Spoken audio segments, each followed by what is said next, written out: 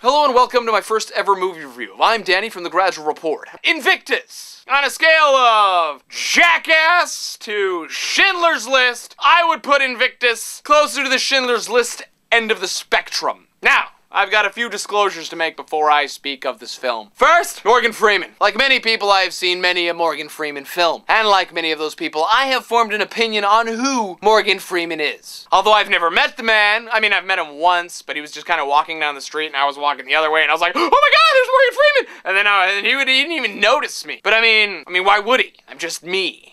I'm not Morgan Freeman. But anyway, I've developed a preconceived notion on the types of people that Morgan Freeman could or could not be. And this kind of bothered me a little. I was like, oh my god, can Morgan Freeman transform himself into Nelson Mandela? The answer is yes. Yes, he can. Although this might have more to do with me not knowing at all who Nelson Mandela is or looks like than who Morgan Freeman can or cannot play. You see what I'm saying? See, the metaphysical possibilities of why that works are just too many for me to truly comprehend. The other slight disclosure I've got to say is Matt Damon. Who hasn't seen a Matt Damon movie? But let me just say, in this one, built like a brick shithouse. You know what I'm saying? Oh, boys! Oh, packing! Oh, his neck had a neck, which also had a neck. The guy was just massive in the movie, as were all of the other rugby players. Now, was it a movie about rugby then? Not really. Not really. It was more about political climate than rugby. But as sports tend to transcend the game played on the field and embody the political climate around them, especially in the Olympics and World Cup, where nationalistic pride is put on the hopes of a team fighting another team on a field with a ball, giant shit brick houses of human beings slamming into each other, fighting and stepping on each other's faces. There's this one part where this guy gets his face stepped on. His face gets stepped on.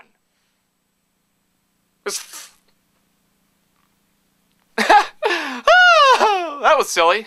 Let's move on. It was more about the country healing through the power of forgiveness, and inspiration being drawn from perhaps one of the greatest human beings to ever walk the earth. I'd put him just behind Gandhi, because Jesus is a fictional character. Aha! No, wait, that was wrong. I just alienated some people, didn't I? Final summation, will I go see the movie? Absolutely not, because I've already seen it. But that has more to do with my financial situation than it does to do with it not being an awesome movie, which it was. So, did I tell you anything about the film that gave it away? I don't know.